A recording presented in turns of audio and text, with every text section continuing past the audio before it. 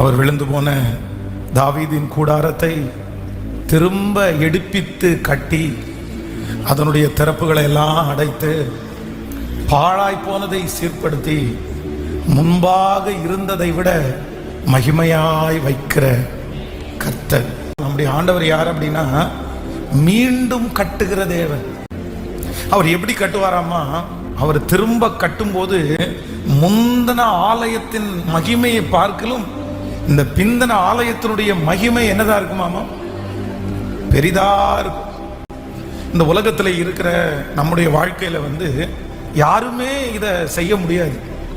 முன்னாடி இருந்தது மாதிரி நம்ம மிஸ் பண்ண, இல்லைன்னா நம்ம இழந்த, நம்முடைய கைவிட்டு போன சில சந்தோஷங்கள், சில உயர்வுகள், இதெல்லாம் திரும்ப நமக்கு கிடைக்குமா? யாராவது கொடுப்பாங்களா அப்படின்னு பார்த்தா முன்னாடி இருந்தது மாதிரி யாராலையும் கொடுக்க முடியாது. ஒருவேளை இந்த ஜெபத்திலே இந்த சத்தத்தை கேட்கிற வாழ்க்கையில எனக்கு இந்த மாதிரி நான் ஒன்றை இழந்திருக்கிறேன், மறுபடியும் அது வேணும், ஆனா மறுபடியும் அதை யாராலும் எனக்கு புதுப்பித்து தர முடியாது. அந்த சந்தோஷத்தை எப்படி தர முடியும்? எப்படி கொடுப்பாங்க? ஆனா ஆண்டவர் எப்படி உலாவுகிறார் அப்படின்னா மீண்டும் கட்டுகிற தேவனாய் உலாவுகிறார். மறுபடியும் நம்முடைய வாழ்க்கையை கர்த்தர் கட்ட போறார்.